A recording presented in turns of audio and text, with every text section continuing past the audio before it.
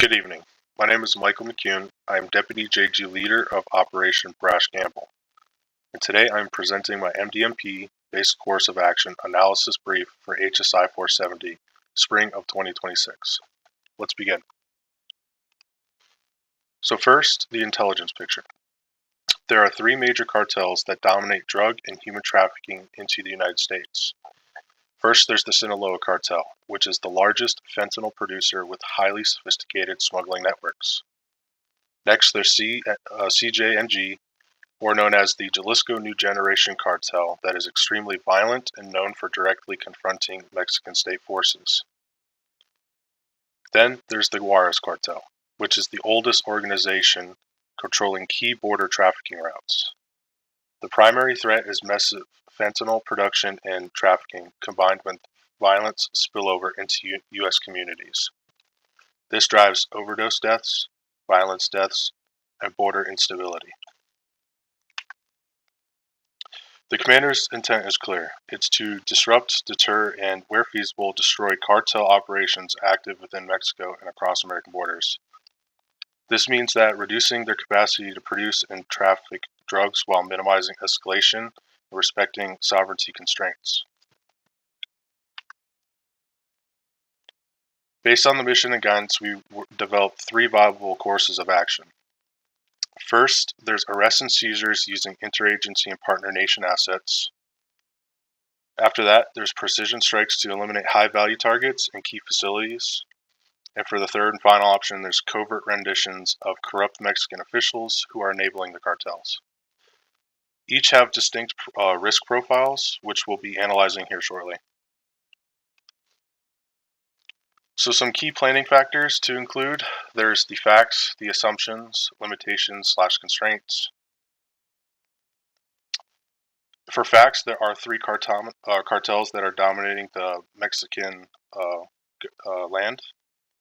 And then there's government that is unlikely to engage directly, which could hinder operations with the U.S. And then there's challenging terrain with steep ridges, canyons, rivers, and dense vegetation. For assumptions, definitely cartels will retaliate in the U.S. if provoked. And as far as limitations and constraints, there's some political sensitivities within Mexico that, initiate us to consult with Mexican government. Also, there's the highly populated border areas that increase collateral and escalation risks. So these will shape our evaluation heavily. So for COA number 1, arrest and seizure of high-profile cartel targets. This will be led by a joint interagency task force, starting off with Southcom at the lead, DEA, FBI, and DHS, with potential Mexican law enforcement support. Some of the key tasks will include simultaneous high-value target arrests of 3 cartel heads, plus asset seizures. We're going to execute this with synchronized targeting, full legal and ethical compliance. Some of the assets will be federal agents, U.S. military enablers like ISR and logistics. And there's some highlights with COA 1. It will build bilateral cooperation that will help gather evidence for prosecutions. And for COA 1, risk to mission is low, risk to personnel, U.S. personnel, is high due to ground exposure. For COA number 2, we have precision strikes against key leaders and cartel-affiliated facilities. This will be led by Southcom again, with United States Air Force and SOCOM conducting kinetic operations. Key tasks for COA 2 will be to neutralize the 3 HVT heads and destroy fentanyl labs, precursor sites, and trafficking nodes. It will be executed with a synchronized ISR-confirmed strike using precision-guided munitions for minimal collateral. Some of the assets for COA 2 will be the MQ-9 Reaper drones, Tomahawk missiles, B-2/B-52 bombers, AC-130 if needed. For COA 2, some highlights will be the fact that there will be real-time target confirmation that will protect U.S. personnel through standoff delivery. For COA 2, risk to mission is moderate, risk to U.S. personnel is low. COA number 3, our final COA, is Covert Renditions of Corrupt Mexican Officials. This will be led by CIA/Southcom with the assistance and support from SOCOM. Key tasks will include locating and apprehending officials aiding the cartels and exfiltrate them to the U.S. jurisdiction. We will execute COA 3 with near simultaneous clandestine snatch operations based on U.S. warrants and indictments. Some assets will be CIA Special Activities Teams, SOCOM operators, ISR, and clandestine exfil platforms.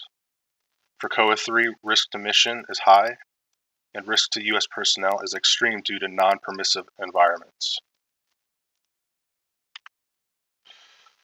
Now, the comparison matrix. Risk to mission, COA 1, low, number 2, moderate, 3, high. Risk to U.S. personnel, 1, high, COA 2, low, COA 3, extreme. I went to the liberty of adding feasibility, political and legal risk, and effectiveness, as well as acceptability. So for those, feasibility, for COA 1, high, the others are low.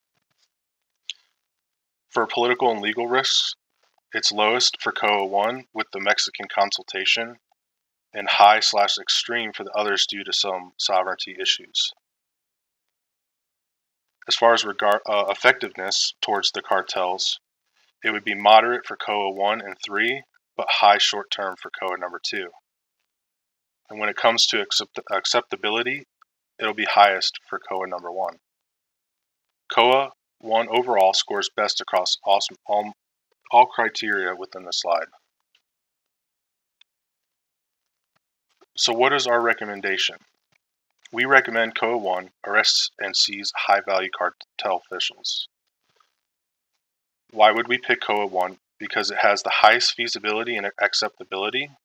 It mostly avoids direct sovereignty breaches that could trigger a backlash, aka the Cobra effect. It has better alignment with the constraints and political sensitivities and the need to consult Mexico and their government beforehand. And it could avoid escalation risks seen in unilateral strikes or covert actions. In summary, COA 1 best achieves the commander's intent with acceptable risk, ethical execution, and realistic feasibility in this constrained environment.